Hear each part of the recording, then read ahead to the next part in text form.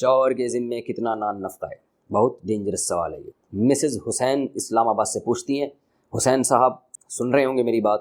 ایک عورت کے نان نفقہ میں کیا کیا چیز شامل ہے جو شریعت کے لحاظ سے شوہر کو دینا فرض ہے؟ دیکھیے، نان نفقہ 3 چیزوں کا نام ہے۔ جس عورت سے کوئی بھی مرد شادی کر رہا ہے اسے مناسب رہائش دے، مناسب لباس دے اور مناسب خوراک دے۔ یہ 3 چیزوں کو نان نفقہ کہتے ہیں۔ اب مناسب رہائش کی ڈیفینیشن ہر ایک کے حق میں مختلف ہے۔ ایک لڑکی جو بیچاری جھونپڑی میں رہتی تھی، بہت غریب فیملی تھی، اسے آپ اگر کوئی اچھی سی جھونپڑی بنا کے دے دیں گے تو اس کے لیے مناسب رہائش ہے وہ۔ اور ایک لڑکی اگر وہ کسی وزیر کی بیٹی ہے اور ہزار گز کے بنگلوں میں رہتی ہے، اسے آپ اگر 4 کمروں کا مکان بھی بنا کے دیں گے تو یہ اس کے لیے مناسب رہائش نہیں ہے۔ تو مناسب، تبھی قرآن مجید نے کہا ہے عاشروہن بالمعروف، ان عورتوں کے ساتھ، بیویوں کے ساتھ بھلے طریقے سے پیش آؤ، عمدہ طریقے سے۔ تو ہر ایک کا عرف اور عمدہ کی ڈیفینیشن دوسرے سے مختلف ہے۔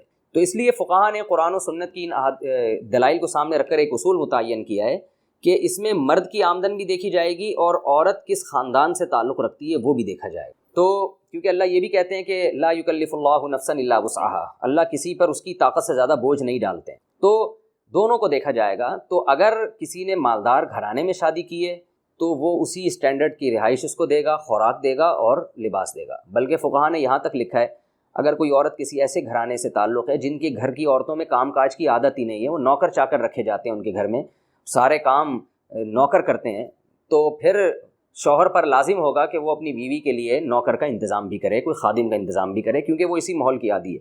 اور اگر کوئی عورت ایسے خاندان کی ہے کہ وہاں نوکر چاکر نہیں ہوتے، وہ گھر کا کام عورتیں ہی کرتی ہیں، تو پھر ایسی خاتون جب رخصت ہو کے شوہر کے گھر آئے گی تو پھر اس کے ذمے ہوگا کہ وہ گھر کے کام کاج کرے۔ شوہر پر لازم نہیں ہوگا کہ اس کے لیے کوئی الگ سے کسی خدمت گزار کا انتظام کرے۔ تو یہی لباس کا بھی ہے، یہی خوراک کا بھی ہے، یہی مسئلہ کہ اسٹینڈرڈ دیکھا جائے گا۔ البتہ کوانٹٹی کتنی ہوگی اس میں، تو کوانٹٹی میں یہ نہیں ہے کہ 100 جوڑے بنا کے دے، یہ تو یعنی اس کی تو کوئی انتہائی نہیں ہے نا۔ یہ جیسے بعض خواتین ہر روزانہ ان کو ہر تقریب میں نیا جوڑا چاہیے، تو اگر کسی خاتون کے ہاں یہ رواج ہے کہ ہر تقریب میں نیا جوڑا پہنتی ہے تو مرد پر یہ پھر بھی لازم نہیں ہے۔ وہ کر دے تو اچھی بات ہے لیکن یہ لازم نہیں ہے۔ یعنی جو کپڑے کا اسٹینڈرڈ تو دیکھا جائے گا کہ کس اسٹینڈرڈ کا جوڑا اس کو دینا ہے، لیکن کوانٹٹی تو ضرورت، کوانٹٹی میں یہ دیکھا جائے گا کہ ضرورت کتنے جوڑوں کی ہے، تو وہ بھی عرف متعین کرے گا کہ کتنے جوڑے۔ یہ جو کیونکہ آج کل خواتین کے تو خرچے اتنے ہو گئے ہیں کہ اس کو تو کوئی حد ہی نہیں ہے نا، وہ تو بڑھاتے چلے جائیں، مرد پاگل ہو جاتا ہے۔ تو اسٹینڈرڈ دیکھا جائے گا کس خاندان سے آئی ہے، اور اس میں مرد کی آمدن بھی دیکھی جائے گی کہ وہ یعنی افورڈ بھی کر سکتا ہے کہ نہیں۔ اگر وہ کر ہی نہیں سکتا تو اس کو تھوڑی ہم زبردستی مکلف بنائیں گے، تو اگر وہ کر سکتا ہے تو پھر اس کو کہا جائے گا کہ آپ اس اسٹینڈرڈ کا اس کو نان نفقہ دیں۔ تو یہ اس لیے اس میں کوئی ایک اصول ضابطہ نہیں ہے، ایک لاٹھی سے سب کو نہیں ہانکا جائے گا، ہر عورت کو دیکھ کر اس کے حساب سے نان نفقہ متعین کیا جائے گا۔ یہ ضرور ہے کہ یہ بات خوب ذہن میں رکھیں کہ نان نفقے میں جو جیسے مناسب خوراک ہے، تو مناسب خوراک میں جو جیسے گوشت کسی کے ہاں کھانے کا رواج ہے، وہ دال جیسے مالداروں کے یہاں ہوتا ہے کہ وہ سبزیاں کم کھا رہے ہوتے ہیں، جو وہ خوراکیں جو مالداروں کی سمجھی جاتی ہیں وہ زیادہ کھاتے ہیں، تو شوہر پر واجب ہوگا اس طرح کی خوراک دے ان کو۔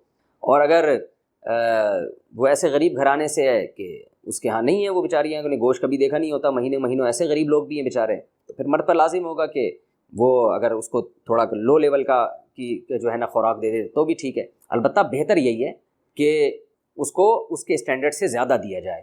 تو آج ہو یہ رہا ہے کہ عورت اپنے حق سے زیادہ مانگ رہی ہے اور مرد اتنا بھی نہیں دینا چاہتا جتنا عورت کا حق بنتا ہے، تو اس سے لڑائیاں ہوتی ہیں۔ تو گھر جو میاں بیوی کا چلتا ہے وہ اس سے چلتا ہے کہ عورت کا جتنا حق ہے وہ اپنا ہاتھ تھوڑا کم رکھے کہ مجھے تھوڑا کم چاہیے اس سے، کہ بھئی آپ کی آمدن کم ہے تو میں گزارا کروں گی آپ کے ساتھ۔ اور شوہر کیا کرے، وہ کوشش کرے کہ بھئی اپنے گھر والوں پہ زیادہ سے زیادہ خرچ کرے۔ اس طرح معاملہ چلے گا تو حساب سیٹ بیٹھے گا۔ دوسری بات یہ کہ میں نے دیکھا ہے کہ میجورٹی ہمارے مشرقی کنٹریز میں، خاص طور پہ مسلم ممالک میں، میجورٹی ایسی ہے مردوں کی جو نان نفقے کے معاملے میں عورت کا حق ادا کر رہے ہوتے ہیں۔ یعنی میجورٹی الحمدللہ ایسی، میں نہیں کہہ رہا 100% ایسے ہیں، لیکن میجورٹی ایسی ہے۔ تو ایسی صورت میں خواتین کو چاہیے کہ وہ شوہر کی شکر گزار بنیں، اور کبھی اونچ نیچ ہو جائے تو ناشکری نہ کریں۔ کہیں بھی دنیا میں 100% کامل کوئی بھی نہیں ہوتا، تو عورتیں بھی تو شوہر کے پورے حقوق ادا نہیں کر رہی ہوتی۔ عورت پر لازم ہے کہ وہ شوہر کی مرضی کے بغیر گھر سے باہر نہ نکلے، شوہر کی مرضی کے بغیر کسی کو گھر میں آنے نہ دے۔ پھر بیوی کا نان نفقہ ہے یہ شوہر کے اوپر، جو میں نے تفصیل بتائی، اور لوگوں کا نہیں ہے۔ بچوں کا نان نفقہ تو شوہر خود متعین کرے گا کہ میں نے اس کو کیا دینا ہے۔ اس میں بھی عورتیں جھگڑ رہی ہوتی ہیں کہ ہمارے بچے کو یہ بھی دلاؤ، یہ بھی دلاؤ، یہ بھی دلاؤ، یہ چیز بھی دلاؤ، فلاں اسکول میں پڑھاؤ، اس اسٹینڈرڈ کے اسکول میں پڑھاؤ۔ تو یہ عورت اس میں شوہر سے زبردستی نہیں کر سکتی، کیونکہ باپ اور اولاد کے معاملے میں کوئی تیسرا ایسا ہے نہیں جس کو اللہ نے دخل اندازی کی اجازت دی ہے۔ تو باپ بالکل مستقل ہے اس معاملے میں کہ اس نے بچے کو مدرسے میں پڑھانا ہے یا اسکول میں پڑھانا ہے، اسکول میں پڑھانا ہے تو کس لیول کے اسکول میں پڑھانا ہے، اور کیا پہنانا ہے، کیا کھلانا ہے، یہ تو باپ اور بچے کا معاملہ ہے۔ ہاں واضح اگر ظلم کر رہا ہے تو پھر تو ایک الگ بات ہے، احتجاج کیا جا سکتا ہے، لیکن خواتین کیا کر رہی ہوتی ہیں، اپنا نان نفقہ الگ سے، پھر بچوں کے معاملے میں شوہر پر الگ بوجھ ڈالا ہوا ہوتا ہے، اس سے وہ بیچارہ بالکل آدھا ہو جاتا ہے، اور کچھ دنوں میں اس کے غائب ہونے کی اطلاع آتی ہے کہ آج فلاں صاحب اس دار فانی سے کوچ کر گئے، اور وجہ برین ہیمریج بنی، حالانکہ وہ کوچ کیے نہیں ہوتے، ان کو کوچ کروایا گیا ہوتا ہے باقاعدہ آرڈر پہ، ٹینشن دے کے۔ تو اس طرح بعض خواتین کرتی ہیں جو اس وقت میری ریکارڈنگ نہیں سن رہی، اس کا خیال کرنا چاہیے، اللہ سے ڈرنا چاہیے، اس پہ اتنا بوجھ نہیں ڈالنا چاہیے اپنے میاں کے اوپر کہ وہ بیچارہ آدھا ہو جائے۔ ہزار یا سوالہ کیسے ہیں نا، تو وہ حدیث سند کے لحاظ سے ٹھیک نہیں۔ کیا ہم مرنے سے پہلے اپنے لیے کچھ پڑھ کر رکھ سکتے ہیں یا نہیں؟ کیونکہ مرنے کے بعد کوئی بھی پڑھ کر نہیں بخشا چاہیے، وہ اولاد نہیں بخشتا چاہے وہ اولاد۔ ان کا مطلب ہے کہ آج کل مرنے کے بعد اولاد بھی ایصال ثواب نہیں کرتی، تو ہم خود اپنے لیے غریبی میں ایصال ثواب ایڈوانس میں کر کے رکھیں؟ تو بھائی وہ ضرورت نہیں ہے، وہ تو جو پڑھ رہے ہو وہ ایصال ثواب ہی ہے، وہ قبر میں ہی کام آئے گا۔ یعنی ان کا مقصد ہے میں تلاوت کروں اس نیت سے کہ اس کا ثواب مجھے ملے، تو وہ تو مل رہا ہے بھائی، وہ اور ثواب دنیا میں تھوڑی، وہ تو قبر میں جانے کے بعد نہیں ملے گا، تو اس تکلف کی ضرورت نہیں ہے، پہلے کم ٹینشن ہے۔ میں نے اب تک 9000 مرتبہ کلمہ اور 9000 مرتبہ استغفار پڑھا ہے، اور میں اپنے لیے رکھوں یا ہدیہ کر دوں؟ ارے بھائی یہ صحابہ سے ثابت نہیں ہے اس طرح کی چیزیں کہ اپنے لیے یا دوسرے کے لیے۔ آپ پڑھو بس، اللہ کے سے دعا مانگو، اللہ ثواب دے گا انشاءاللہ۔ زیادہ زیادہ یہ کہ اللہ اس کا ثواب فلاں کو بھی پہنچو، اللہ پر کوئی پابندی نہیں ہے، پہنچا دے گا اللہ۔ کیا خیال ہے؟ اس طرح قرآن پاک کا بھی پوچھنا ہے کہ میں اپنے لیے رکھوں یا مردوں کو بخش دوں؟ اچھا خاتون ہے، میں روزانہ قرآن پاک پڑھتی ہوں، یا ایسا ہو سکتا ہے کہ ایک پورا قرآن پاک میں اپنے لیے رکھ لوں، دوسرا مردوں کو بخش دوں؟ آپ پورا قرآن پاک تسلی سے پڑھا کریں، اللہ سے دعا مانگا کریں، اللہ اس پر ہمیں عمل کی توفیق دے، آگے نہ بڑھیں، یہ سے وہمی ہو جاتے ہیں۔ میں نے ایک صاحب کو دیکھا، وہ دعا ایسے مانگتے تھے، اے اللہ جو کچھ میں نے کہا سنا جو پڑھا، اے اللہ اس کا ثواب آدم علیہ السلام سے لے کے حضرت نوح علیہ السلام اور ابراہیم علیہ السلام، لوط علیہ السلام، فلانا فلانا تمام پیغمبروں کو ہوتے ہوئے صحابہ کرام، تابعین سے ہوتے چاروں امام، پھر سارے محدثین، امام بخاری اور جتنے محدثین عظام۔ ابے بھائی تو کیا کر رہا ہے یار، یہ کہاں ثابت ہے اس طریقے سے دعائیں مانگنا؟ سمپل دعا مانگو، اللہ تو بس ہماری بگڑی بنا، اور جو ہم نے نیکیاں کی ہیں اس کو قبول کر لے، بس کافی ہے اتنا۔ اور زیادہ زیادہ یہ کہ کوئی والد صاحب کا انتقال ہو گیا تو اللہ تو اس کا ثواب ہمارے والد صاحب کو پہنچا دے، بس ختم ہو گئی بات، اس سے زیادہ آگے نہیں بڑھو، ورنہ اس کی کوئی حد ہی نہیں ہے۔ ایک ایسے رٹا لگاتے تھے مسلمین مسلمات مومنین مومنات، پورا وہ انہوں نے یاد کیا ہوا تھا۔ ایصال ثواب کیسے کریں؟ اپنے محرومین کی کا نام لے کر ایصال ثواب کریں، یا کل مسلمین کے لیے ایصال ثواب کریں؟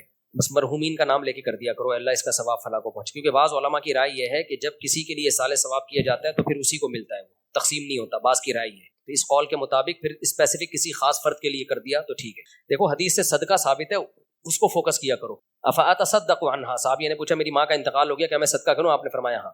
تو ابا کے لیے اماں کے لیے صدقے کو فوکس کیا کرو زیادہ، صدقہ جاریہ، مسجد میں پنکھا لگا دیا، کنواں کھدوا دیا، غریب کو کھانا کھلا دیا چپکے سے۔ غریب کو یہ نہیں بتاؤ ابا کے لیے کھلا رہا ہوں صدقہ، وہ چاہے گا سب کے ابا مرے تاکہ مجھے روٹی روز ملے، بس ثواب میں صدقہ کرو، نیت یہ کہ اس کا ثواب فلاں کو پہنچے۔ مسجد میں دریاں بچھا دی، اس کا ثواب فلاں کو، یہ اچھا طریقہ ہے۔ کسی مدرسے میں تعاون کر دیا، مدرسہ بنا دیا، یہ جو فوجی فاؤنڈیشن ہے خاتون نے بنایا اپنے شوہر کے ایصال ثواب کے لیے، اتنی بڑی خدمت ہے یار۔ پورا ہاسپٹل بنا دیا کہ اس کا ثواب ہمیشہ کے لیے ایک چلتا پھرتا۔ ایسی خاتون کے شوہر کو تو مرنا ہی نہیں چاہیے تھا، اتنی اچھی بیوی کسی کو مل جائے تو اس کا مرنا بنتا ہے۔ مرتے تو وہ ہیں زیادہ تر جو تھوڑی سی بیگم آڑی ترچھی ہو۔ میں سرکاری ملازم یونیورسٹی میں پڑھاتا ہوں، کرایہ کے گھر میں رہتا ہوں جناب، حکومت کا بینک کیا لکھا ہے ہم سر؟ یار لمبے سوال نہ پوچھا کرو، بینک سے پیسے ملتے ہیں اور پھر آپ اتنا ہوتی ہے۔ اچھا یہ جی پی فنڈ جائز ہے؟ یہ اضافے کے ساتھ ملتا ہے، وہ بھی جائز ہے، وہ سود نہیں ہے کیا؟ جی اچھا نہیں، یہ تو جائز نہیں ہے، کیونکہ وہ آپ کو ایڈوانس میں بھی سیلری کا ٹائم آیا نہیں، اس نے دے دی، یہ تو لون دے دیا اس نے اور اس پہ زیادہ کاٹ رہا ہے، تو یہ سود ہے۔ اگر ایڈوانس سیلری ہے تو کٹوتی کس بات کی ہو؟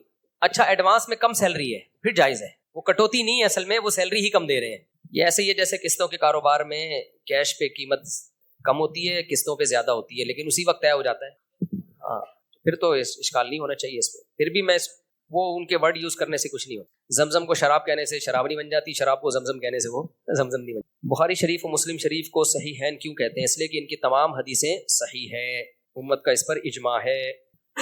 اچھا دیکھو یہ ایک اہم بات ہے، حدیث کے صحیح ہونے کا مطلب الگ ہے، قابل قبول ہونا ایک الگ چیز ہے۔ ہمارے اہل حدیث حضرات کا اصول یہ ہے کہ حدیث جب بھی صحیح ہوگی تو بس اس پر عمل کیا جائے گا. لیکن امام ابو حنیفہ کا یہ اصول نہیں ہے. تبھی بہت سی چیزوں میں اہل حدیثوں کا حنفیوں سے اختلاف ہوتا ہے. امام ابو حنیفہ کا اصول یہ کہ حدیث صحیح ہوگی اس کو لیا جائے گا بشرطے کہ قرآن کے خلاف نہ ہو, حدیث مشہور کے خلاف نہ ہو, حدیث متواتر کے خلاف نہ ہو. اگر قرآن کے خلاف جا رہی ہے تو قرآن لیا جائے گا, حدیث کو ترک کر دیا جائے گا. اگر وہ حدیث مشہور کے خلاف جا رہی ہے تو حدیث مشہور کو لیا جائے گا, غیر مشہور کو چاہے وہ بخاری ہی کی کیوں نہ ہو ترک کر دیا جائے گا. اور اگر وہ متواتر کے خلاف ہے تو بھی متواتر کو لیا جائے گا. سمجھ میں آ رہی ہے بات؟ اب وہاں جو ہم حدیث چھوڑ رہے ہوتے ہیں, حدیث نہیں چھوڑ رہے ہوتے, ہم کہتے ہیں کہ دو حدیث صحیح بھی یقینی ہے, اتنی یقینی نہیں ہے جتنی حدیث متواتر ہے. جب زیادہ طاقتور آئے گی تو کمزور, اس کے مقابلے میں کمزور کو بہرحال چھوڑ دیا جائے. تو بہت سے اہل حدیث بلا وجہ امام حنیفہ پہ طنز کرتے رہتے ہیں اور یہ حنفی یوں کر رہے ہیں یوں کر رہے ہیں. بھائی وہ اس کے مقابلے میں قرآن ہوتا ہے, یا اس کے جیسے یہ مشہور ہے نا, وَإِذَا قُرِئَ الْقُرْآنُ فَاسْتَمِعُوا لَهُ وَأَنصِتُوا, جب قرآن کی تلاوت ہو خاموشی سے سنو. یہ تو قرآن اور یہ آیت نازل ہی خطبے اور نماز کے بارے میں نازل ہوئی. اس لیے امام صاحب نے کہا جب امام تلاوت کر رہا ہوگا تو پھر تو کوئی صورت ہی نہیں بنتی سورہ فاتحہ پڑھنے کی. امام خاموش ہو تو پھر اس میں حنفیہ کے دونوں قول ہیں کہ مقتدی پڑھے گا یا نہیں پڑھے گا, دونوں قول ملتے ہیں. راجح یہی ہے کہ اس میں بھی نہ پڑھے, کیونکہ دوسری حدیث ہے من کان لہ امام فقراءۃ الامام لہ قراءۃ, اس حدیث کو فوکس کیا. بہرحال وہ ایک الگ ٹاپک ہے, لیکن بہت ساری حدیثوں کو اس لیے چھوڑا کہ وہ قرآن کے مخالف جا رہی تھی اور یا حدیث مشہور یا متواتر کے. تو امام ابو حنیفہ نے سپیریئر رکھا ہے قرآن اور حدیث متواتر کو. اچھا, غامدی صاحب اس سے ناجائز فائدہ اٹھاتے ہیں کہ دیکھو فقہا لکھتے ہیں خبر واحد ظنی ہے, یقینی نہیں ہے. بات یہ ہے کہ غامدی صاحب نے تو خبر واحدی کو چھوڑ دیا نا, امام صاحب نے صحیح حدیث کو چھوڑا نہیں ہے. انہوں نے کہا جب قرآن کے مقابلے میں ہوگی تو چھوڑیں گے ہم, مقابلے میں نہیں ہے تو وہ حجت ہے ہمارے لیے صحیح حدیث. یا قرآن کے مقابلے قرآن میں کوئی لفظ مبہم ہے تو خبر واحد میں اس کی تفسیر ہو رہی ہے تو پھر بھی اس خبر واحد کو لیا جائے گا. اس کی بہت ساری مثالیں بیان کروں گا تو بہت لمبی ہو جائے گی. اچھا بھائی, حنفی کیا لکھا ہے, باقیوں 4 کیوں, فقہ صرف 4 کیوں ہیں؟ اور حضرات صاحبین بھی تو مجتہد تھے, ان کا اپنا فقہ کیوں نہیں؟ فقہ صرف 4 اس لیے ہیں, یہ ایسے ہی ہے کہ حدیث کی مشہور صرف 6 کتابیں کیوں ہیں؟ بھائی یہ تکوینی کام ہے, ہوا ایسا ہی ہے, ٹھیک ہے نا. 5واں کوئی ایسا مجتہد آیا ہی نہیں ہے جس نے باقاعدہ فقہ کو مرتب کیا ہو, کیونکہ جب 4 فقہ مرتب ہو گئے تھے تو امت اس پہ جمع ہو گئی, 5ویں کی ضرورت رہی نہیں. داؤد ظاہری کا بھی مذہب چلا کچھ وقت تک, لیکن وہ ختم ہو گیا, اس میں اتنی اٹریکشن نہیں تھی, اتنی جان نہیں تھی. تو اس لیے یہ تکوینی کام ہے, اللہ کی طرف سے ایسا ہو گیا. یعنی یہ کوئی یہ ہے کہ حدیث کی اتنی کتابیں کیوں ہیں؟ بھائی لکھی جتنی ہیں اتنی ہوں گی نا, اس سے زیادہ ہے نہیں. اب کوئی مزید کتاب لائے گا وہ نہیں قبول کی جائے گی. تو اسی طرح 4 فقہ امام ائمہ مجتہدین نے مرتب کر لیے, امت نے اسی کو مان لیا. اب اس کی ضرورت نہیں رہی کسی 5ویں کی, کیونکہ وہ سب کچھ اسی 4 میں آ گیا تھا, اس لیے ضرورت نہیں رہی.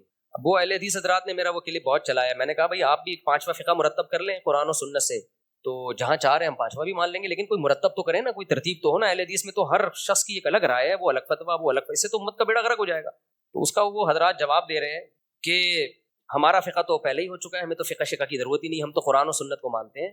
تو ابے بھائی یہ امام حنیفہ کیا تورات انجیل کو مانتے تھے؟ انہوں نے قرآن و سنت ہی سے ریٹن فارم میں ترتیب سے مسائل لکھ لیے, اس کو فقہ کہتے ہیں. تو آپ کی بھی تو فتوے کی کتابیں ہیں نا, اسی کو تو ہم فقہ کہہ رہے ہیں. آپ نہ کہیں تو یہ نام کا اختلاف ہو گیا نا. تو آپ ایسے قرآن و سنت ہی سے مسائل نکال کے آپ بھی کتاب الوضو, کتاب طہارہ سے لے کے اذان اور یہ ساری جیسے فقہ کی تفصیل ہے, ہر چیز ہمیں فقہ کی کتاب میں ملتی ہے. تو آپ کو اگر ان 4 پہ اعتماد نہیں ہے تو آپ ایک 5ویں چیز مرتب کر کے لکھ لیں. اس میں کوئی ایسا بات, یہ تو فیور دے رہا ہوں میں اہل حدیثوں کو, یہ مرتب تو ہونا تاکہ ہم کہیں اس مسئلے میں اہل حدیث کی یہ رائے ہے. تو رائے نہیں, وہ تو وہ اس کے وہاں کا اہل حدیث کی کچھ ہوتی ہے, وہاں کی کچھ ہوتی ہے, وہاں کی کچھ ہوتی ہے. تو عوام کو ایسے تھوڑی بے لگام چھوڑا جا سکتا ہے کہ اپنی مرضی کے جس مفتی پہ چاہے عمل کر لو. تو اہل حدیث اس کا جواب دیتے ہیں, ہم جس کی بات ہمیں قرآن و سنت کے زیادہ قریب لگتی ہے ہم اس کی بات کو لیتے ہیں. ہم یہی تو کہہ رہے ہیں, جس کی بات قرآن و سنت کے زیادہ قریب لے اس کو لے کے اپنی فقہ میں شامل کر لیں. آپ سمجھ میں آ رہی ہے بات؟ وہی ایک مرتب کریں جو آپ کو زیادہ اچھی لگ رہی ہے. تو ہم کچھ اور نہیں کہہ رہے, وہی کہہ رہے ہیں.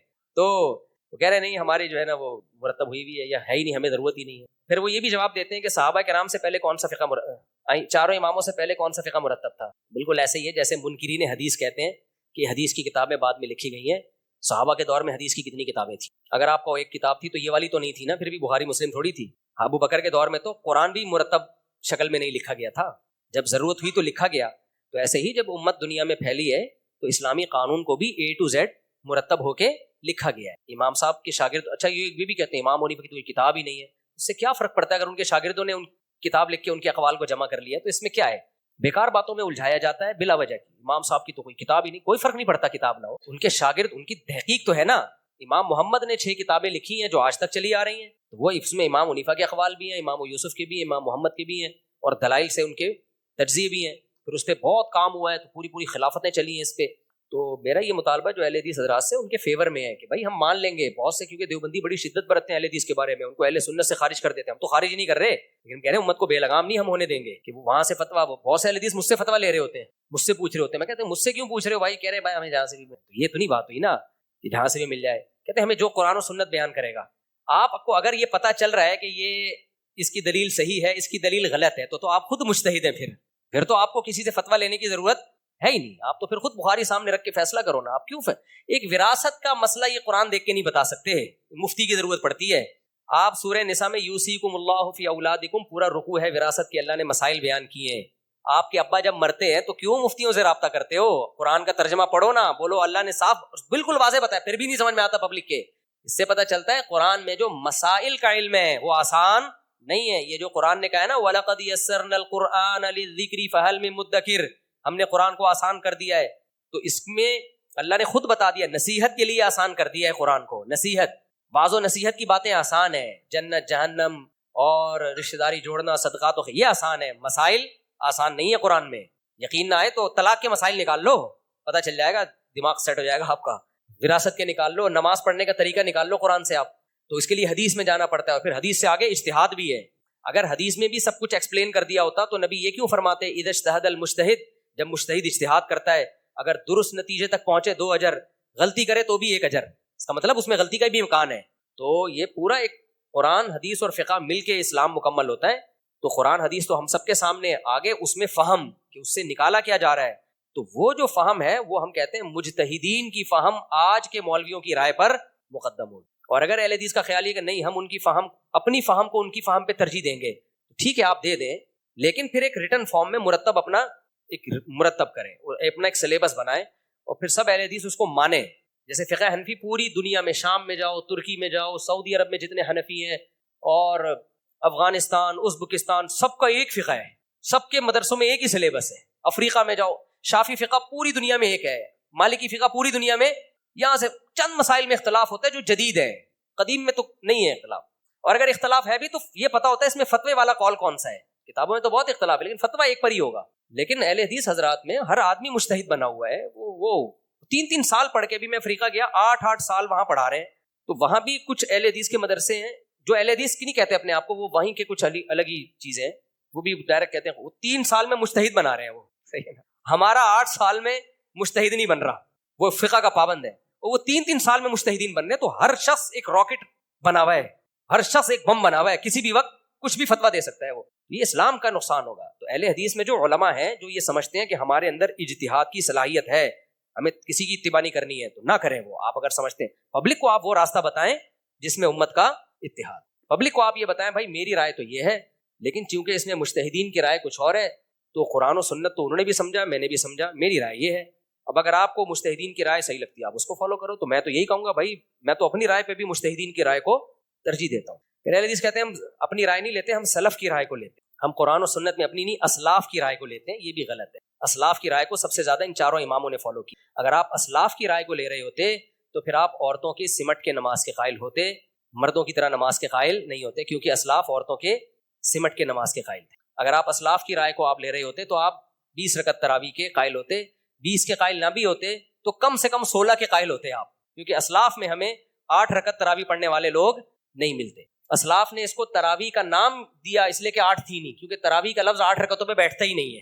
اگر آپ اسلاف کو پہ چلتے تو آپ 3 طلاق کو 1 نہ کہتے. میں نے اس پہ کتنی دفعہ کلپ ریکارڈ کروایا بھائی. 3 طلاق کو 1 کہنا اسلاف میں کسی کا مذہب نہیں ہے. اس پہ ایک بریلوی عالم نے میرے خلاف کلپ کہا کہ فلاں کا بھی رائے ہے، فلاں کی بھی رائے ہے، فلاں کی بھی صحابی کا فتویٰ 3 1 ہوتی ہیں. تو اتنے کمنٹس میرے خلاف نیگیٹو کہ مفتی صاحب نہ پھینکنے کے ماہر ہیں، اتنی بڑی بات کر دی، حالانکہ انہوں نے تو اتنے حوالے دیے. بھائی انہوں نے نام بتائے ہیں، کوئی سند نہیں پیش کی ہے. میں بھی کہہ دوں عبداللہ بن مسعود 3 کو 1 کہتے تھے، عبداللہ بن عباس 3 کو 1 کہتے تھے، حضرت اکرمہ 3 کو 1 کہتے تھے، فلاں 3 کو 1. لوگ کہیں گے ابے اتنے حوالے دے دیے. ابے سند تو دکھاؤ کہاں ہے، یہ کس نے لکھا ہے اور اس کا ریفرنس کیا ہے. کوئی ریفرنس نہیں ہے. کوئی بھی کہتا ہے نا ابن عباس 3 کو 1 کہتے تھے یا فلاں 3 کو، کہیں بھی نہیں ہے. کوئی سند دکھا دے. ضعیف سند کیا، سند ہی نہیں ہے سرے سے. صحیح ہے نا، ایسے ہوائی باتیں ہیں. تو دعویٰ کرنا آسان ہوتا ہے، باتیں کرنے پر گورنمنٹ کی طرف سے کوئی پابندی نہیں ہوتی. لا يعجبنك من خطيب خطبة حتی یکون مع الکلام دلیل. شاعر نے کہا ہے کہ کسی خطیب کا خطبہ، اس کا اسٹائل تمہیں دھوکے میں نہ ڈالے جب تک کہ اس کے اپنے دعوے پر اپنی بات کے ساتھ دلیل پیش نہ کر دے. تو وہ دلیلیں دے رہے ہوتے ہیں، فلاں دیوبندی نے بھی لکھا 3 ایک ہوتی ہیں، اور فلاں صحابی کا بھی رائے تھی، اور فلاں محمد بن اسحاق کی بھی رائے تھی کہ 3 ایک ہوتی. محمد بن اسحاق امام کب سے ہو گیا فقہ کا بھائی؟ وہ تو ایک راوی ہے، مورخ ہے محمد بن اسحاق، جس کے بارے میں بڑا اختلاف ہے کہ وہ ثقہ تھا بھی یا نہیں تھا. اگر اس نے 3 کو 1 کہہ دیا تو وہ تو عام لوگوں کی طرح کا ایک شخص ہے، وہ تھوڑی اتنی بڑی مورخین کی ایسی ویلیو تھوڑی ہوتی ہے. امام احمد بن حنبل کہتے ہیں محمد بن اسحاق کی حدیث احکام میں حجت ہی نہیں ہے. تو جس کی حدیث فقہی مسائل میں حجت نہ ہو، اس کو آپ نے امام کیسے بنا دیا؟ عوام دیکھ رہی ہوتی ہے فلاں بن فلان کی بھی یہی رائے ہے، فلاں بن، تو بھائی وہ اتنی بڑی چیز نہیں ہے کہ ان کی رائے کو کوئی ویلیو دی جائے. تو اس لیے دعوے ہی دعوے ہیں، کوئی بات ہے نہیں. اچھا میرے بھائی مفتی صاحب، آپ شادیوں اور فطرت میں ترغیب دیتے ہیں، مگر بہت سے بزرگوں اور اسکالرس کہہ رہے ہیں کہ شادیوں اور لذت سکون میں پڑھنے کے بجائے جو لوگ اللہ کی رضا، جہاد وغیرہ کے لیے ہر وقت تیار رہتے ہیں اور زندگی سے پیار نہیں کرتے، تو وہی لوگ کام کرتے ہیں. تو یہ سن کر سمجھ نہیں آتا کہ کیا کرنا ہے، کیا درست ہے. میرا کھوپڑا گھوم جاتا ہے، سانسیں کمتری ہونے لگتی ہے. ان کا کہنا یہ ہے کہ آپ شادیوں کی ترغیب دیتے ہو، بچے پیدا کرو، شادیاں کرو، نیچر والی زندگی گزارو. بعض علماء کہتے ہیں کہ پھر دین کے کام کا نہیں رہے گا آدمی، جہاد میں جاؤ، یہ کرو وہ کرو. بھائی صاحب، یہ صحابہ جہاد بھی کرتے تھے، دے دنادن شادیاں بھی. نبی سے زیادہ کسی نے دین کا کام کیا ہے؟ 9 بیویاں ایٹ اے ٹائم رکھی ہیں. کیونکہ دین، شادیاں چھوڑ کے دین کرنا یہ رہبانیت ہے. یہ کیا ہے؟ یہ پادریوں کا فلسفہ ہے. پادریوں کے ہاں ایک بھی شادی نہیں ہوتی تھی، دین کے لیے وقف کرو. پھر اس کے جو سائڈ افیکٹ سامنے آنا شروع ہوئے تو اب انہوں نے کہا کہ شادی کر لے، اس سے تو بہرحال بہتر ہے جو تو کر رہا ہے نا، یہ کر لے. انہوں نے اجازت دے دی ہے. سارے پادری نہیں، کچھ پادری ایسے غلط ہوتے ہیں. وجہ اس کی یہ ہے کہ اسلام سب چیزوں کو فوکس کرتا ہے، سب چیزوں کو فوکس کرتا ہے. تو اسلام نے دین کے کام کے ساتھ ساتھ شادیاں کرنے کا حکم اس لیے دیا ہے. پہلی بات، جہاد میں تو سب سے زیادہ ضرورت ہے شادیوں کی، کیونکہ جہاد میں سب سے زیادہ مجاہدین شہید ہوتے ہیں. اگر بعد والے مجاہدین شادیاں نہ کریں تو ان بیواؤں کا کیا ہوگا؟ ان کے لیے ٹرسٹ بنیں گے، سارا چندہ جو جہاد میں خرچ ہونا تھا بیواؤں کی کفالت میں خرچ ہو. پھر ان کی عزتیں کیسے؟ تبھی صحابہ کے دور میں ایسے بھی ہوا ہے، ایک جنگ میں 10,000 مجاہدین شہید ہوئے ہیں، ان کی بیواؤں کا مسئلہ کبھی کھڑا نہیں ہوا. فوراً ایک ایک نے 2-2 3-3 کر کے ان کو نمٹا دیا. وہ شہید ہوا، تیسرے نے کر لی. ہماری سوسائٹی میں ایک بندہ مر گیا نا، اس کی بیوہ کا بیڑا غرق. تو جہاد میں تو زیادہ ضرورت ہے شادیاں کرنے کی، ٹھیک ہے نا، تاکہ ان بیواؤں کو ٹھکانہ ملے. اور دوسری بات یہ کہ اسلام چونکہ سب کو دیکھ کے حکم بناتا ہے، اسلام کو 2 باتیں اور ہیں. نمبر 1، بیواؤں کا ٹھکانہ کیا ہوگا؟ عورتیں بھی تو پیدا ہو رہی ہیں نا. اگر آپ دین کے کام میں لگ گئے، مثال کے طور پر آپ نے کہا میں بد نظری کے خلاف بیانات کروں گا، زنا کو سوسائٹی سے ختم کروں گا، میں فل جت جاؤں گا، اس میں شادیاں وادی نہیں کروں گا، تو آپ کتنا ہی بیان کر رہے ہوگے نا. جب لڑکیوں کی طلاق ہوگی، بیوہ ہوں گی، وہ خود زنا پہ مجبور ہوں گی. آپ نے یہ ایسے ہے جیسے میں چوری کی روٹی کے خلاف بیان کروں گا، کھانا نہیں کھانے دوں گا، تاکہ میں پورا بیان چوری کی روٹی کے خلاف میرا بیان ہے. دوبارہ مثال سمجھاتا ہوں. مجھے کسی نے کہا مفتی صاحب تندوروں سے روٹیاں بہت چوری ہو رہی ہیں، لوگ کھانا نہاری چوری کر کے بھاگ جاتے ہیں، لہذا آپ اس پہ بیان کرو کہ روٹیاں لوگ چوری نہ کریں. میں نے کہا ٹھیک ہے، میں اب شادیاں نہیں کروں گا، قوم کو چوری سے توبہ کرواؤں گا. میں سارا بیان میں کس پہ کروں گا کہ روٹی چوری نہیں کرو. اور اب میں کھانا پینا بھی چھوڑ دوں گا، کیونکہ کھانے پینے میں جو ٹائم لگتا وہ ٹائم بھی میں بیان میں لگاؤں گا چوری کے خلاف کہ روٹی چوری نہ کرو. نتیجہ کیا نکلے گا؟ جب مجھے بھوک لگنا شروع، کیونکہ میں بھی آدمی ہوں، میرا بھی پیٹ ہے، سب سے پہلے خطرہ یہ کہ میں جو بیان کر رہا ہوں نا وہ خود ہی چوری میں پڑے گا. ایک دن دل برداشتہ ہو جائے گا، یار برداشت سے باہر ہو گیا، چوری کر کھا روٹی. اور جن کو میں بیان کر رہا ہوں نا چوری نہیں کرو، ان کو بھی میں نے منع کیا، کھانا کھانے میں نہیں لگنا، روٹیاں خریدنا، لائن میں لگنا، یہ ٹائم ویسٹ. سارا فوکس دین کی خدمت میں لگاؤ، چوری کو سوسائٹی سے ختم کرو. خدا کی قسم وہ خود چور بن جائیں گے تھوڑے دنوں میں، کیونکہ بھوک ختم نہیں ہو سکتی. تو اب دین کی خدمت میں زنا ختم کرنا ہے یا نہیں ہے؟ تو میں نے کیا کیا، زنا کو فوکس بنایا کہ میں زنا سوسائٹی سے ختم کروں گا. اب میں نے دیکھا یار میرا ایک شاگرد نے شادی کر لی ہے، اب وہ زنا کے خلاف تو بیان زیادہ کر نہیں رہا. پہلے 1 گھنٹہ بیان کرتا، آدھے گھنٹے بعد گھر سے فون آ جاتے ہیں انڈے لیتے ہوئے آئیے گا. میں نے کہا تو طلاق دے، اکیلا زندگی گزار. کیا وہ خود زنا میں پڑے گا کہ نہیں پڑے گا؟ تو یہ آپ کی بنایا ہوا فلسفہ ہے کہ ہم دین کی خدمت کریں گے، شادیاں نہیں کریں گے. بھائی شادیاں کرنے سے سوسائٹی میں جرائم کم ہوتے ہیں، زنا ختم ہوتا ہے، چوریاں کرپشن کم ہوتی ہیں، ڈرگس، کیونکہ خاندان بنتا ہے تو بہت ساری چیزوں سے ایک دوسرے کو روکتا ہے. تو اسلام کو پتا ہے کہ شادیاں کرنے سے دین کی خدمت زیادہ ہوگی. دیکھنے میں لگ رہا ہوگا خدمت نہیں ہو رہی ہے، لیکن پریکٹیکلی ہو رہی ہوگی، سوسائٹی سے جرائم ختم ہو رہے ہوں گے. اور تیسری بات یہ کہ اسلام نے شادیوں کو اس لیے بھی فوکس کیا ہے کہ ہم ہمیشہ کے لیے نہیں آئے ہیں دنیا میں. ہم روز بروز ہماری عمر بڑھتی جا رہی ہے، بوڑھے ہو کے قبر میں پہنچ رہے ہیں. اسلام کہہ رہا ہے آپ جتنی بھی دین کی خدمت کر لو، نئی نسل نے آنا ہے، تو آپ کی نسل آئے گی، وہ آپ کے مذہب پر، آپ کے عقیدے پر ہوگی. اگر آپ نے نسل نہیں بڑھائی تو دنیا میں کفر کا گروتھ ریشو بڑھے گا، دین کی خدمت بہت زیادہ ہوگی، اس کا آؤٹ پٹ بہت کم ہوگا. بات سمجھ میں آ رہی ہے؟ دین کی خدمت میں آپ کی محنت بہت ہوگی, آؤٹ پٹ کیا ہوگا, اگلی نسل میں بہت کم ہوگا. اور اگر آپ نے گروتھ ریشو بڑھا دیا, محنت آپ کی دین کے لیے کم ہوگی, آؤٹ پٹ بہت. ابھی مجھے ایک بات بتاؤ, اتنے سارے لوگ جو ہم مسلمان ہیں, پاکستان میں کتنی آبادی ہے, بس یہ بات کر کے بیان ختم کر رہا ہوں, 24 کروڑ. ان میں سے کتنے کروڑ مسلمان ہوں گے؟ 20 کروڑ تو مرے سے مرے ہوں گے ہی نا. تو یہ 20 کروڑ مسلمان کیا یہ کنورٹڈ ہے؟ کہ پتہ ہے کیوں ہے؟ ہمارے ماں باپ نے شادیاں کی اور بچے پیدا کیے, یہ اس لیے. سمجھ رہے ہو؟ اگر وہ اتنی نسل نہ بڑھاتے, دین کی خدمت میں لگے رہتے, آج ہم 10 کروڑ ہوتے. اور غیر مسلم اور مسلم کا ریشو کچھ وقت کے بعد جا کے برابر ہو جاتا. اسلام چاہتا ہے ریشو کس کا زیادہ رہے, کیونکہ آبادی میں جس کا ریشو زیادہ ہوگا کلچر اسی کا چلے گا. آبادی ایک بہت بڑی پاور ہے, تبھی تو سیاستدان لوگ اپنے لوگوں کو بڑھانے کی کوشش کر رہے ہوتے ہیں. سمجھ رہے ہو نا؟ ووٹ بینک کراچی میں گورنمنٹ نے کہا کہ یہاں 1.5 کروڑ لوگ ہیں, پورا کراچی چیخ اٹھانا, اب ہم لوگ 3.5 کروڑ ہیں, تم جھوٹ کیوں بول رہے ہو 1.5 کروڑ ہے؟ تو کراچی والے کیوں بتا رہے ہیں کہ ہماری آبادی زیادہ ہے؟ بھائی آبادی زیادہ ہوگی تو ہمیں مانا جائے گا کہ ان کے حقوق بھی کیا ہیں, زیادہ ہیں, ان کی پاور بھی کیا ہے, زیادہ ہے. تو یہ دنیا اس پہ آئی ہے, ہمارے والے چونکہ دم ہلانے والے ہیں, ان کو پتہ ہی نہیں دنیا میں ہو کیا رہا ہے.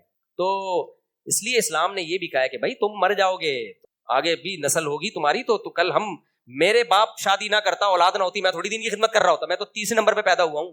ہاں 30 نمبر پہ. تو 2 بچوں کے بعد اگر میرے والد کی اولاد نہ ہوتی تو میں دنیا, اور میرے والد صاحب دین کی پوری فوکس کر کے نا کہ 2 بچے ہی اچھے دین کی خدمت کرو, والد صاحب کے دنیا سے جاتے ہی وہ دین کی خدمت بھی کیا ہو جانی تھی, ختم. میرے والد صاحب نے تھوڑی خدمت کی, تبلیغ میں وقت لگایا, اتنے بچے ہوئے, ایک کو عالم بنا دیا. تو اب رزلٹ کے اعتبار سے خدمت کم ہو رہی ہے, زیادہ ہو رہی ہے؟ تو بھائی کام تو لوگ کرتے ہیں, تو لوگ مارکیٹ میں آئیں گے تو کام ہوگا, گروتھ ریشو کم ہوگا تو کام ہی نہیں ہوگا. ورک کی ڈیفینیشن کیا ہے؟ ورک جو نیچر کام کر رہی ہوتی ہے نا, اس کو ورک نہیں کہا جاتا. ورک جو بندے کام کر رہے ہوتے ہیں اس کو ورک کہا جاتا ہے. سمجھتے ہو؟ تو ورک زیادہ ہوگا تو فیکٹریوں کے پہیے بھی گھومیں گے, اور ورک کرنے والے گدھے گھوڑے ہوتے ہیں, انسان ہوتے ہیں. انسان ہوتے ہیں تو وہ گدھے گھوڑوں کو بھی صحیح استعمال کرتے ہیں. اگر انسان نہ ہو تو گدھے بھی اپنی مرضی سے جا رہے ہوتے ہیں. میں نے جنگل کے گدھے دیکھے ہیں, زیبرا جس کو کہا جاتا ہے, اتنے آرگنائز گدھے ہیں. چلو پھر یہ کبھی ڈیٹیل بتائیں, یہ بہت لمبا سوال ہے, یہ آپ جمع کرا دیں, میں تسلی سے پڑھوں گا اس کو, پھر آپ زبان سے بتا دیں. بلیاں ہاں بلیاں رکھی ہوئی ہیں, نہیں بچے پر باپ کی اطاعت لازم ہے, اس کو چاہیے نکالے گھر سے. نہیں بچہ غلط کر رہا ہے, اگر ابا کو گھر میں بلیاں پسند نہیں ہے تو بچے پر لازم ہے کہ وہ گھر سے باہر نکالے, بچے سمیت بلیوں کو گھر سے باہر نکالے. تھیلے میں بچہ بھی ڈالیں, بلیاں بھی ڈالیں, ان کو کہیں پہاڑ پہ رکھ کے آ جائیں. اب تو پھر تو ہم پولیس کا کیس, میں کیا کر سکتا ہوں, بچہ آپ کا ہے, نہیں اس کو میرے پاس لے آئے, میں اس کو سمجھاؤں, تھیلے میں ڈال کے بلیوں کے ساتھ ہی لے آئے. دیکھیں اب جب باپ کا بھی فون نہیں اٹھا رہا تو میرا تو بچہ ہی نہیں ہے, جب باپ کی نہیں سن رہا تو میری کہاں سے سنے. میں دعا کرتا ہوں اللہ اس کو ہدایت عطا فرمائے. ہاں اچھا, یہ بڑا اہم سوال ہے. کہہ رہے ہیں اگر مسلمان برحق ہیں تو پوری دنیا میں عیسائیت زیادہ کیوں ہے؟ تو یہ اس کی علامت نہیں ہے دنیا میں زیادہ عیسائیت کا ہونا کہ آپ برحق ہیں. یہ تو کہنا پہلے اس اصول کا صحیح ہونا تو ثابت کرو کہ جو دنیا میں زیادہ ہوتا ہے وہ برحق ہوتا ہے. یہ کوئی پیمانہ تھوڑی ہے. دنیا میں چور زیادہ ہیں یا نیک لوگ زیادہ ہیں؟ دیکھو کتنے ملکوں میں لائٹ چلی جاتی ہے نا, جن کو ہم بڑا نیک سمجھتے ہیں, دنا دن چوریاں شروع ہیں. شرابی زیادہ ہیں یا شراب سے بچنے والے زیادہ ہیں؟ آپ مجھے بات بتاؤ. شرابی زیادہ ہیں. اگر پورا دنیا کا ریشو نکال, غیر مسلموں کو بھی اس میں شامل, تو کیا شراب صحیح ہے؟ دنیا میں نکاح کرنے والے زیادہ ہیں یا زنا کرنے والے زیادہ ہیں؟ اب زنا کرنے والے زیادہ ہو گئے ہیں. کیا زنا کرنا ٹھیک ہے؟ تو یہ کوئی دلیل ہے ہی نہیں. اور دوسری بات, عیسائیت دنیا میں زیادہ ہے, لیکن پریکٹسنگ عیسائی دنیا میں 4-6 بچے ہوں گے. صرف اتنے عیسائی ہیں کہ ہم یعنی کرسچن ماں باپ کے یہاں پیدا ہوئے ہیں, منہ سے بولتے بھی نہیں اپنے آپ کو عیسائی, چرچ کبھی زندگی میں بھی نہیں گئے. مسلمان عیسائیت کے بعد دوسرا بڑا مذہب ہے, لیکن 99% پریکٹسنگ ہے. میں نہیں کہہ رہا 100% اسلام کو فالو کرتے ہیں, لیکن میجر حکام میں فالو کرتے ہیں. ہماری جمعے کے دن مسجدیں دن بھری ہوئی ہوتی ہیں. رمضان آتا ہے, پوری دنیا کو پتہ چلتا ہے رمضان آ گیا ان کا. عیسائیوں کا رمضان پتہ چلتا ہے کبھی کب روزے آئے کب گئے. تو ہمارا تو پورا سیٹ اپ, پوری دنیا میں جہاں بھی جاؤ, جس مسجد میں امریکہ کینیڈا میں نماز پڑھی کہنے چرچ تھا, عیسائیوں نے ہمیں بیچ دیا کہ بندہ ہی نہیں آتا. تو پریکٹس کون کر رہا ہے؟ تو آپ یہ سوال ان پہ گھما دیں کہ پوری دنیا میں فالو سب سے زیادہ محمد صلی اللہ علیہ وسلم کو کیا جاتا ہے یا کرسچینٹی کو کیا جاتا ہے؟ آج صاف واضح ہے, فالو کس کو کیا جاتا ہے دنیا میں سب سے زیادہ؟ سید الانبیاء محمد صلی اللہ علیہ وسلم. عیسائی پادریوں کی داڑیاں نہیں ہیں, حالانکہ عیسیٰ علیہ السلام کی داڑھی تھی. عیسیٰ علیہ السلام نکاح کے قائل تھے, زنا کے قائل نہیں تھے. عیسائیوں میں زنا زیادہ ہے اور مسلمانوں میں نکاح زیادہ ہے. عیسائیوں میں شراب زیادہ ہے, مسلمانوں میں شراب سے بچنے کا ریشو زیادہ ہے. عیسائیوں میں چرچ جانے کا ریشو کم ہے, مسلمانوں میں مسجد جانے کا ریشو 20 گنا زیادہ ہے. عیسائیوں میں جو حضرت عیسیٰ کی تعلیمات تھی, ناخن کاٹنا, بغلوں کے بال صاف کرنا, زیر ناف بال صاف کرنا, یہ ساری تعلیمات حضرت عیسیٰ علیہ السلام کی بھی تھیں, کیونکہ حدیث میں آتا ہے یہ سب پیغمبروں کی تعلیمات ہیں. مسواک حضرت عیسیٰ علیہ السلام کی تعلیمات تھی. تو یہ ساری چیزیں آپ کو مسلمانوں میں ملیں گی. عیسائیوں میں تو میں نے بتایا کہ میں نے آسٹریلیا میں ایک آدمی نے بنیان پہنا ہوا تھا, میں نے کہا یہ جوتے کا ڈبہ نکالنا, جب اس نے یوں کیا ہے نا تو ابھی میں افریقہ کے جنگلوں سے آیا ہوں, میں نے کہا ادھر کا ولاگ بننا چاہیے, ادھر کے جنگلوں کو بے ہوش ہوتے ہوتے بچاؤں میں. کسی قوم کا مذاق اڑانا مقصد نہیں ہے. یہ ساری چیزیں مسلمانوں میں زیادہ ہیں. مسلمانوں کی عید دیکھ لو, عیسائیوں کی عید دیکھ لو. مسلمانوں کی عید اسی طرح ہے جیسے 1400 سال پہلے تھی. عیسائیوں کی عید تبدیل ہو چکی ہے, تو کرسمس جس طرح سے ہو رہی ہے رات کے وقت, حالانکہ مذہبی تہوار ہمیشہ دن میں ہوتے ہیں, رات کو ہوتے ہی نہیں ہے. ان کی تو سب کچھ فنش ہو گیا, ختم ہو گیا. ہمارا تو سب ایز اٹ از باقی ہے. ہمارے نبی کی تعلیمات باقی ہیں, ہمارے پاس قرآن باقی ہے, ساری چیزیں باقی ہیں. اور ہم حضرت عیسیٰ کو رسپیکٹ بھی ان سے زیادہ دیتے ہیں. ایک عیسائی نے مذاق اڑایا ایک دیوبند کے ایک عالم کا نا, کہ تمہاری کیا اتنی بڑی داڑھی, انہوں نے کہا کہ کیسا چہرہ بنایا, انہوں نے کہا ویسا جیسا عیسیٰ علیہ السلام کا چہرہ ویسا بنایا ہے میں نے. ٹھیک ہے, تو پریکٹسنگ عیسائی تو بہت تھوڑے سے, ابھی میں نے وہ ایمش قوم ہے نا امریکہ کی, ان کا ولاگ بنایا تھا, تھوڑے سے لوگ رہ گئے پریکٹسنگ. پھر بھی ہم عیسائیت کو دوسروں کی نسبت فیور دیتے ہیں. اسلام کے سب سے زیادہ قریب اگر کوئی مذہب ہے تو وہ عیسائیت. اور عیسائیوں میں کہ قرآن نے ان کی تعریف بھی کی ہے, ان کا دل نرم ہوتا ہے, ان میں اسلام میں کنورٹ ہونے کا ریشو سب سے زیادہ ہے, تو یہ دل بھی اسلام کا ہے. تو اس لیے پروپیگنڈے کی بات ہے اور کچھ نہیں. اچھا ماشاء اللہ, ہم کاکڑ زئی ہیں, ہمارے بہت سے رشتے دار یوسف زئی, حقیقت ہے ککے زئی, گناہگار